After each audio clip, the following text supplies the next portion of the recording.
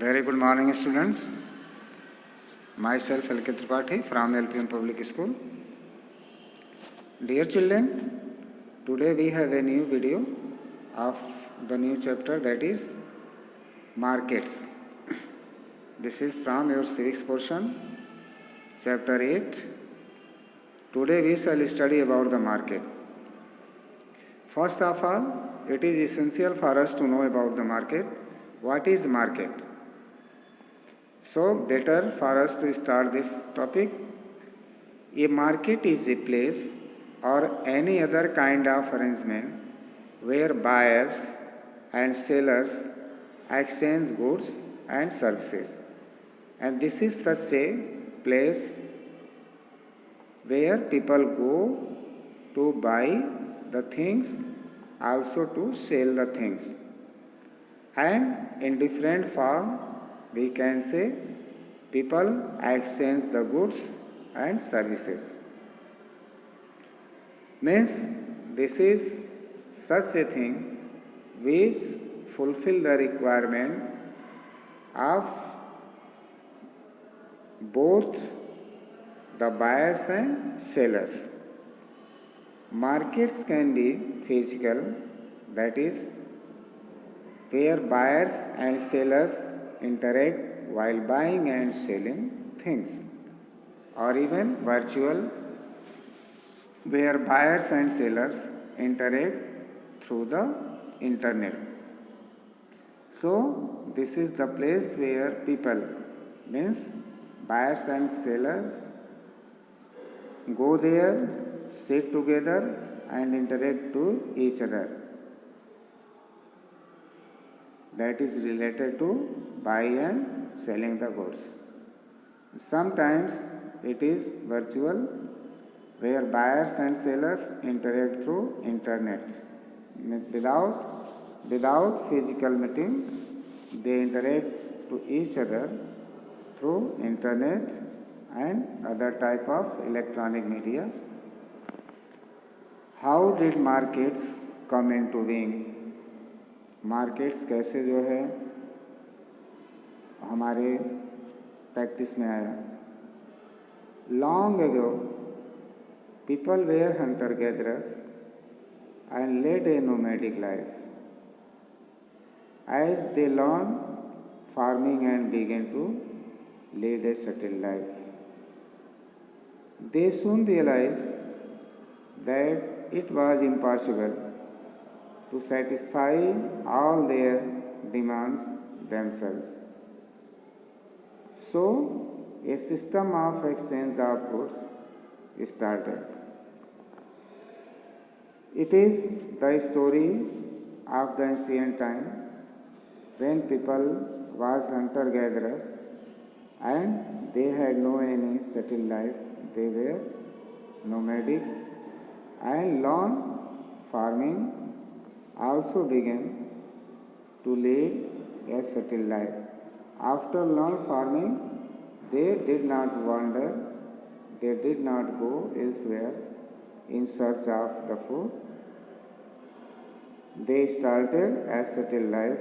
As they learned farming and began to lead a settled life, they soon realized that it was impossible to satisfy all their demands themselves. And gradually, after settled their life, they thought that it was not possible for them to satisfy all their demands themselves. So, a system of exchange of goods started, where one person produced a particular thing which was exchanged with another, necessary things produced by another person. This system of exchange came to be known as the barter system. Barter system means exchange of goods. So, this type of system, that was barter system, started by the early people to purchase the things and sell the things. Gradually, as the necessities of people increased, there was a demand for more and more different kinds of goods and services. This led to the development of specific places where people could buy and sell different types of goods and services. These places were known as markets. Markets can be of different types. Number one, in some markets, people buy and sell a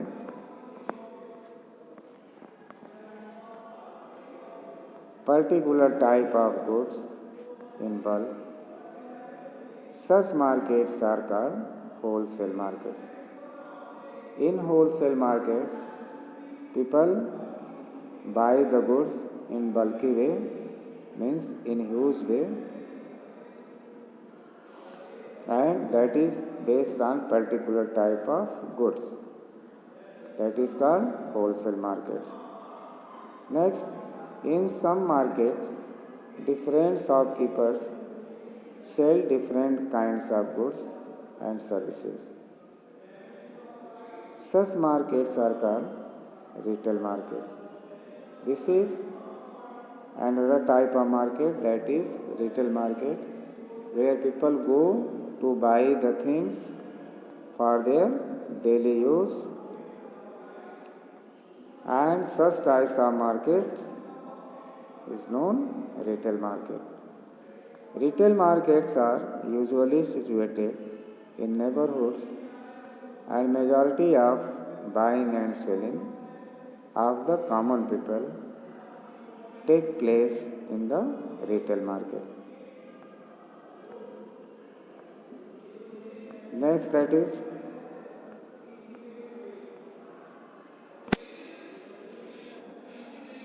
the wholesalers as well as the retailers play the important role of intermediaries in the long and complicated process by which a product reaches from the producer to the market, that is the consumer.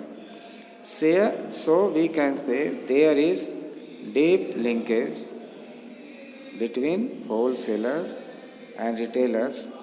They decide to purchase the things from the wholesaler, means the retailer purchase the goods from the wholesaler and they decide the rate to sell in the market to the consumer. Let us look at the process in detail. First, Bhanu Singh is a farmer. He grows potatoes in his small field. After the harvest, sometimes he sells his produce directly to a trader who takes it to the mandi or the wholesale market. Sometimes, when the harvest is good, the farmer takes his produce to the mandi directly. Number two, the mandi is a huge place where traders and farmers from villages come to sell their products, while traders from cities come to buy their products. There are storage rooms or godowns of various traders. Sacks of grains are piled up in different places. Number three, the farmer or trader deposits his produce with the Mandi Samiti auctioneers. Only registered traders can take part in auctions. Number four, the traders place bids for buying a particular product. Bids are the prices at which the buyers, that is the trader, wishes to buy a product. The trader who bids the highest price gets to buy the product. Number 5. The trader and the farmer have to pay some commission to the Mandi Samiti for their services. Number 6. The trader brings the produce from the mandis to the wholesale market in the city. In these wholesale markets, retailers from all over the city as well as neighboring areas come and buy the products. Next, the retailers sell the products in the neighborhood market. So, the potato that you buy from your neighborhood vegetable seller might have gone through a similar journey. Next, that is problems faced by farmers. What are the problems the farmer face?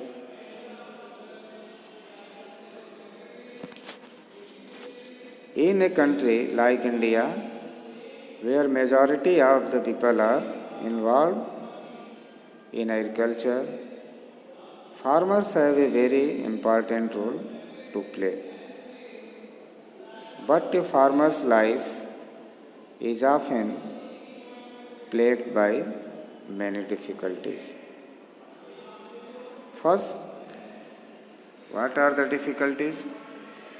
Natural calamities like floods, droughts, and famines can ruin his crop. These are the natural calamities, natural disasters, which often ruin or crush the crops of the farmers. So, they face different types of difficulties due to natural disaster, famine, and other type of natural calamities. As a result, the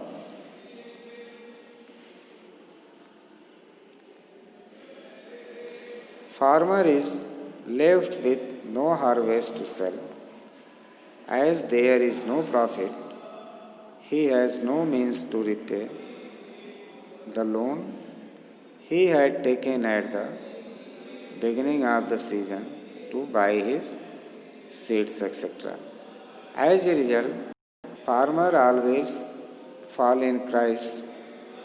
He has no harvest to sell, no crops to sell for his livelihood, to fulfill his other type of necessity. As there is no profit, he has no means to repay the loan he had taken at the beginning of the season to buy his seeds, etc. Thus, the farmer gets entangled in a cycle of debt. In this way, we can say the farmers always get difficulties and engaged in a cycle of debt. हमेशा कर्ज में डूबा रहता है. In many cases, to repay the debt, a farmer has to work as a casual laborer in villages or migrate to cities. And so many cases are there. To repay the debt, farmer always go to laborers, casual laborers work as in villages or migrate to city. Next, once the farmer has harvested his crop, he faces the problem of storing it properly. Mostly storage facilities are not available, and as a result, a huge amount of the harvested crop goes waste, especially if they are perishable goods like fruits. The mandis sometimes do not have basic facilities such as weaving and storage. Sometimes the farmer has to wait for days to get his produce unloaded. In such cases, he is forced to bypass the mandi system and sell to the traders directly at a low price. Farmers also lack access to good fertilizers and good seeds due to ignorance as well as inherent biases. It is important for the government to impart effective education to the farmers so that they can take the help of latest technology and increase the quality and quantity of their harvest. This is very essential for the government to take initiative for the farmers to increase their production and also to get assured that their harvest will be taken at good price. Now agricultural cooperatives. An agricultural cooperative is an organization of farmers where the farmers pull in their resources in certain areas of activities. It is also known as a farmers cooperative. There are two primary types of agricultural service cooperatives: supply cooperatives and marketing cooperatives. Supply cooperatives provide their members with information regarding agricultural production like seed, chemicals, fertilizers, fuels, and other type of things. So we can say that there is intense need for the farmers which the government should take initiative